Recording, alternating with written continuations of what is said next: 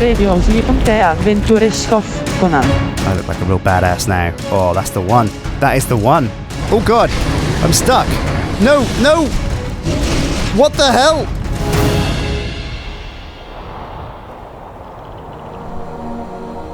With a mighty weapon and hardened hide, our hero stands strong against the coming purge.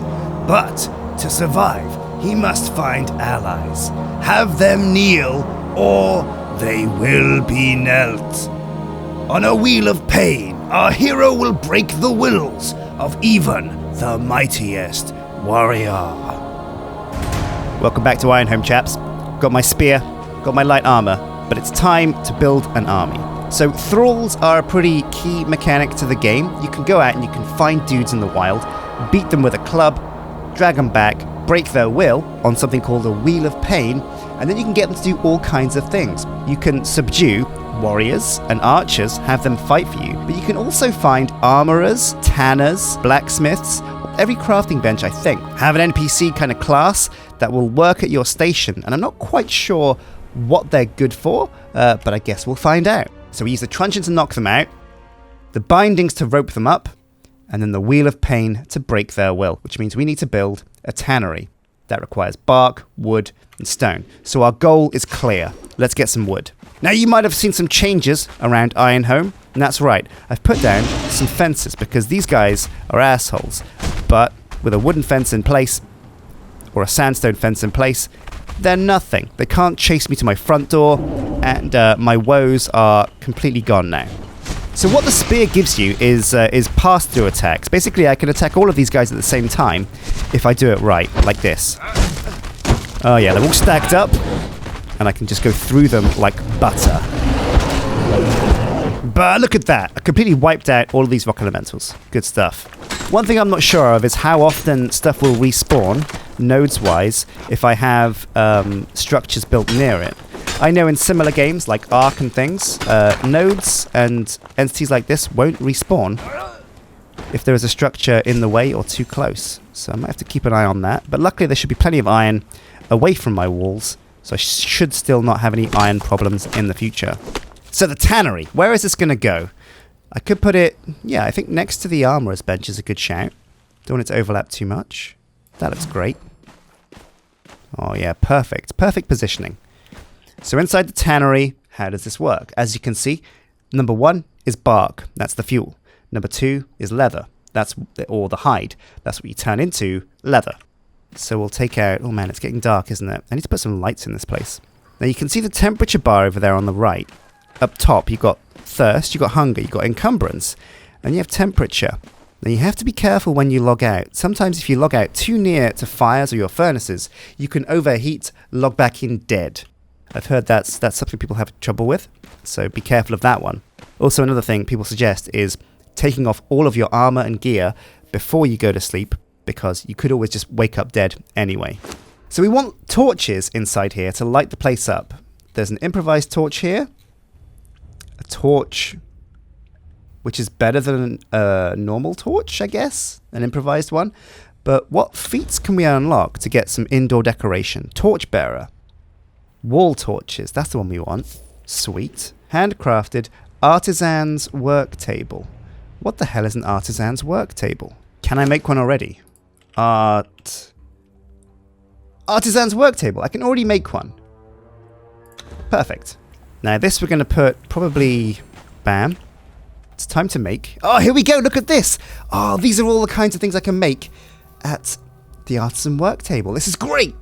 So we want a horn, definitely. We have to find a location that has coal, but it's daytime now, so that's something we'll do when we're out and about. So the race is on now to get some bark so I can make a truncheon so I can get my first slave. Now the great thing is I'm actually getting a ton of wood doing this. Okay, 72 bark should be fine. We'll take the back route up to Ironhome. Over here, I know a secret passage. Man, I'm pretty sure Duncan will never find my base here. I'm pretty well hidden. I don't think he's ever going to come up this way. If we look at the map, this is where we are. Duncan's base was, or where me and Duncan started out, was over here. If he goes anywhere inland, I think he's going to go this way, which suits me because this area of the map This is my... What's witness camp? This is my house. This is my zone. Oh, that's the camp that I wasted. Now that's the warriors camp where we're going to find our first thrall. Time to make some leather. It takes a while to make hide, so we might as well leave this to go. We only need one piece of leather, though, for the truncheon. And a byproduct is tar. I'm not sure what we can use tar for yet, but it's definitely something worth saving, I think. Here we go, we got a truncheon. Right, so now we just need a wheel of pain. There's no point in making bindings and a truncheon without a wheel of pain. What are we going to bring our slave back to? He's just going to break loose and run free. So let's see if we can construct the wheel of pain. So we've got the wood, we've got the iron, we can get the twine, and the iron bars we'll have as well. It's just a bit of stone that we're lacking. There it is. I've got all the pieces except the iron bars. Let's go construct the Wheel of Pain. Now, another reason why I put the fences up around our base is because I want to keep the Wheel of Pain outside. In fact, I'm probably going to put it down there near to the walls so I don't have far to drag my guy back to and put him to work. So where do we want to put this? Here looks like a good spot to me. In fact, I like it a lot. Let's do it. Bam. Wheel of Pain. So the way the Wheel of Pain works is you put gruel, plus you put the captured dude in there. After a while, he becomes your captured dude and will do whatever you tell him. Let's go and subdue our first thrall. Now there's King Scorpion. I haven't given him a name, but I think perhaps we should. Let's call him Scorpetto. Yeah, there we go. It's like Geppetto meets a scorpion. Yeah, this guy's going to chase me all the way, isn't he? What an annoying piece of trash. Now let's get closer so we can see what kind of warrior he is. This could be a warrior. It could be just like a blacksmith, though. It could be anything. Ideally, I want our first thrall to be someone I can put to work inside the house. So a tanner, a blacksmith, a carpenter, any of these things would be great. If not, we'll just slay him. This is a Darfari fighter too. Yog, what was that? It's me. Can I talk to you? If I don't have a weapon, will you not attack me? Doesn't look like it. They're not attacking. Hello. Do you want to talk? Oh! Okay, no. She's hostile. Oh, wow. Holy crap. Okay. Okay, who's next for the slaughter? An archer. Now, archers are actually really worth taming. I will feast upon you. So I think I might try and knock this guy out.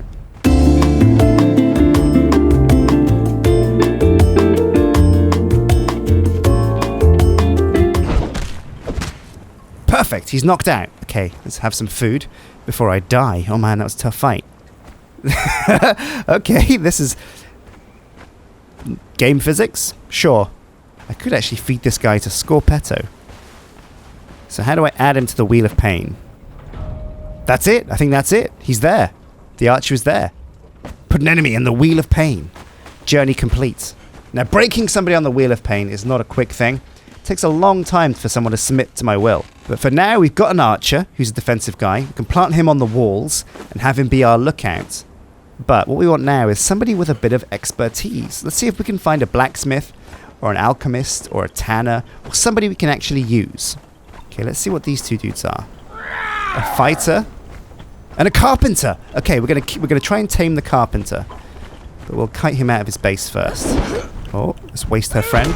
Nice, one shot. And now let's subdue the carpenter. Yog will have your soul. Yog will have my soul. I am the Yog here. She's unconscious. Sweet. Oh, let's see. Water orb. War paint. A glass flask might be useful. And flinthead arrows. Sure. Time to drag her home. To the wheel with you.